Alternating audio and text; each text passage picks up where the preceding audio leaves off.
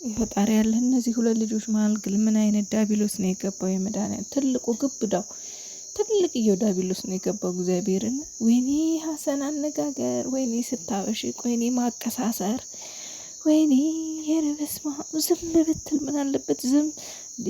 እስኪ ሀይሚ ታይ፣ አቸኩይ ሀይሚ ታይ፣ ቆይ ተረጋጊ፣ ግድ የለሽም ብትል ምን ችግር አለው? ፓስፖርቷ ልትወስድ ነው የመጣችሁ። ልቀቃት፣ ልታጨቃጨቅ አይደለም ከአንተ ጋር። እስኪ እሷ እና እሱ ይነጋገሩ። ምንድን ነው በመሀል ዘው የምትለው? የመድኃኔዓለም ያለ ዘው በመሀላቸው ጥልቅ። አንዳንድ የእርጎ ዝንቦች እንደዚህ ናቸው።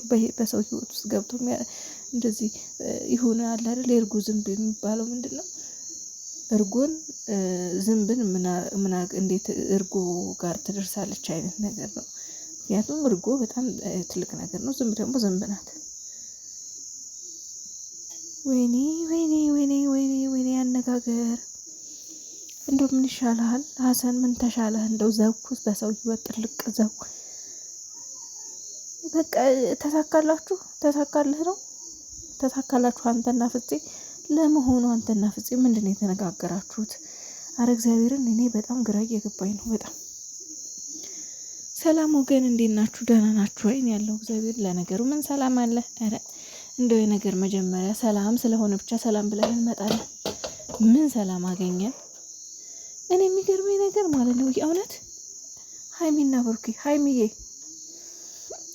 የምሬ ነው የምለው ሚዲያ ላይ ጠፍተሽ ትላንትና ጠፍተሽ አንቺ ባትኖሪ ራሱ ፎቶሽ ሚዲያ ለሚዲያ እንደደመቀ ነው ያመሸው፣ እንደደመቀ ነው የዋለው።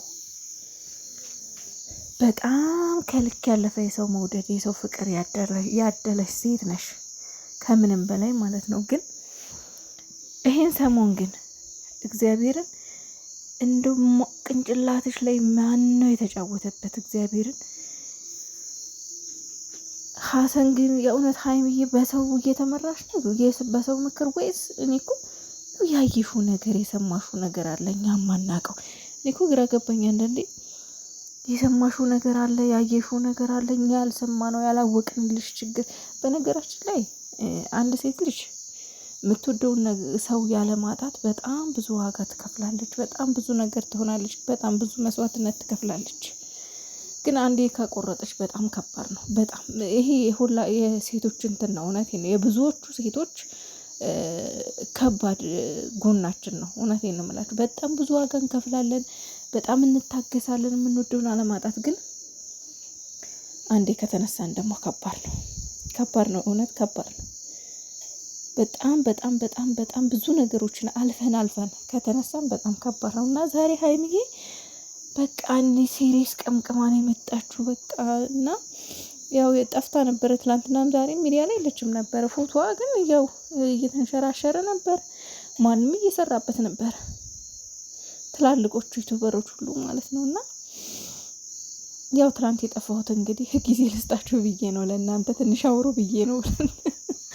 ሳቅ የመጣ እዚህ ጋር ሳልፈልግ ሳኩኝ፣ ሳልፈልግ ማለት ነው። ጊዜ ልስጣችሁ ብዬ ነው፣ ትንሽ አውሩ ብዬ ነው ብላለች። እና የተረዳሁት ነገር ምንድነው በውስጥ በጣም ብዙ አይነት ኮሜንት እንደሚመጣላት እና እንደሚጻፍላት ነው በውስጥ። እና እየተናደደች ነው እየወጣች መልስ የምትሰጠው ማለት ነው። እና ትላንትናም የአንበሳ ጩኸት የውሻ ጩኸት አንበሳን አያስቆመውም የሚል ጥቅስ ሼር አድርጋ ነበር። እና የተረዳሁት ነገር ቢኖር አታርፉም፣ በውስጥ እየገባችሁ ትተነኩሷታላችሁ። አታርፉም። አሁንና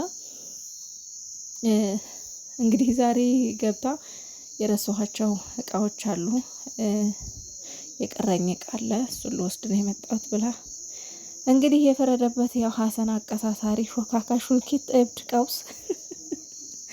እብድ ቀውስ እንግዲህ ይዛ መታ። ዛሬም ከባድ ቡጥቡጥ አይደለም አልተቦጣቡጡም። ዛሬ እንኳን ያው ቀስ ተባብለው ነው። ብሩኬም ያው ኬርለስ ሆኗል ዛሬ። በቃኝ አይነት ነገር በጣም የሆነ ተስፋ የመቁረጥ አይነት ነገር እያየሁበት ነው። አላቅም ብቻ እንደዚህ እየተቃለዳችሁ እንደዚህ እየተሳሳቃችሁ ነው እንግዲህ ዛሬ እንኳን የተለያያችሁት። ያን ያክል መጥፎ ንግግር መጥፎ ቃላት አልተጣጣላችሁም፣ ግን ከባድ ነው።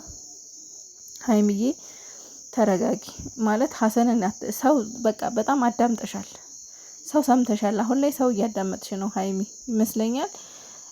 የሆነ በቃ በአእምሮሽ ላይ የሆነ የተጫወቱብሽ ነገር አለ ማለትም ያው አሳማኝ ነገር የሆነ በቃ ብሩኬ በጣም በቃ ከብሩኬ ጋር የሆነ ቁርጥ እንዲልልሽ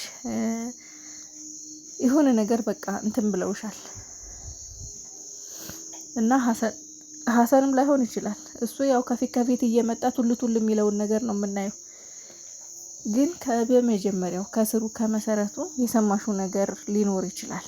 ግን ደግሞ የሰማሽውን ነገር እሄዳለሁ ብለሽ ፓስፖርት የወሰድሽው ለምንድን ነው? ምናልባት የማይቆጫችሁን ውሳኔ ወስኑ ብቻ።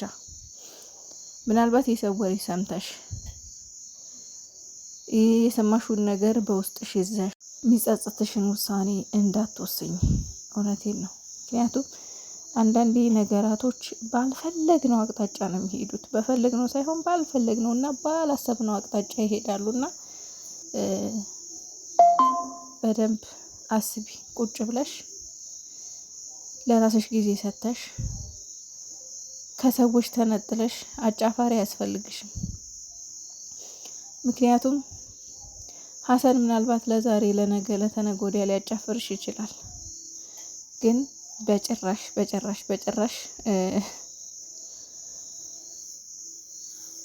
የወደፊት ህይወትሽ እሱ አይመራልሽም።